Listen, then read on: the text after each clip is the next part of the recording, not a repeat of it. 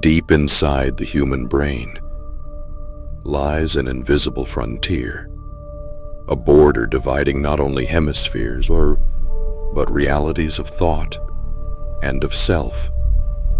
What if one body could hold two minds, each unaware of the other, each convinced it was you?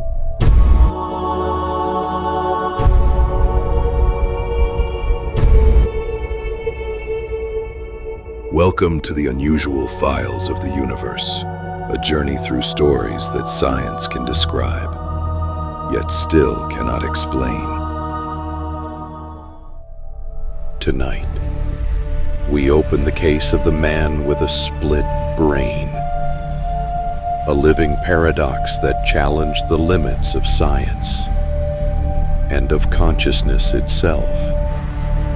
It began in the early 1960s.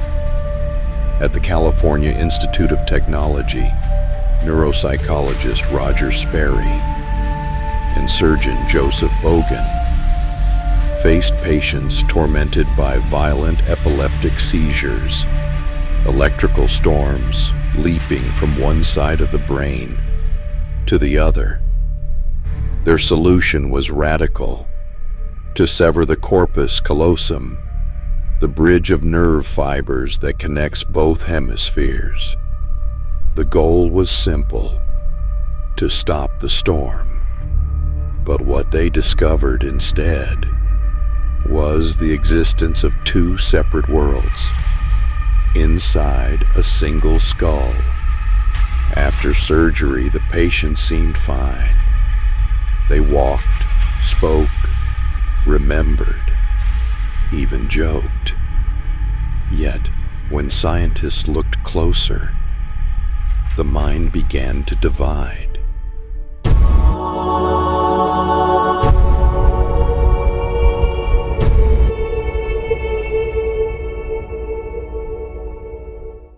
The left hemisphere controls speech, logic, and analysis.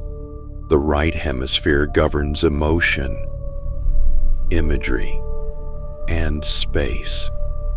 When the bridge was cut, each became a mind of its own. In one famous test, a patient was shown two images: a chicken claw to the left eye and a snow-covered house to the right. Asked to point to matching objects, his right hand chose a chicken, while his left hand pointed to a shovel. When questioned why, he smiled and said, "The chicken claw goes with the chicken, and the shovel's for cleaning the chicken coop." His answer made sense, yet revealed the illusion. One side of his brain had invented a story to explain what the other side already knew. Then, stranger things began to appear. When drawing with the left hand, patients could sketch images seen only by the right brain, things they could not name, because speech lived in the left.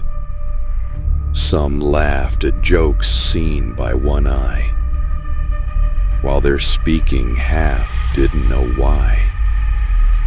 In one eerie test, a man's left hand buttoned his shirt, while his right hand unbuttoned it again. "It seems," he said nervously, "one side of me doesn't cooperate." Scientists realized cooperation was gone. Two independent streams of consciousness now flowed within one human being.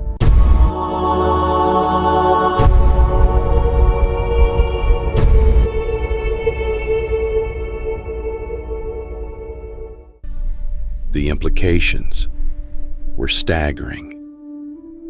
If a mind can be divided, then what truly is the self?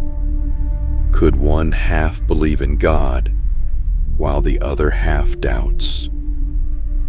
Could one fall in love while the other feels nothing. To some researchers, the split brain experiments exposed a secret.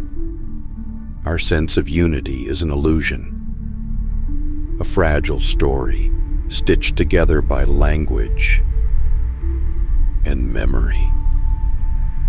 The you that speaks, it seems, is only half of who you are.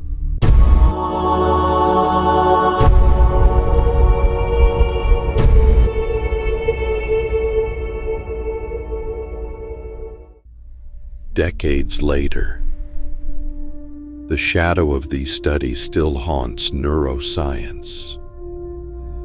Roger Sperry received the Nobel Prize, but the questions remain unanswered. Modern brain scans show the hemispheres specialize, yet also collaborate, twin minds, in delicate harmony. And still, in rare cases of trauma or surgery, the division reappears. Two silent observers, each claiming to be me. Perhaps the mind is not a single voice, but a choir, conducted by the illusion of unity. Perhaps every thought, every decision, is a silent vote between hemispheres, a fragile democracy of neurons, deciding who you will be next. File closed. For now.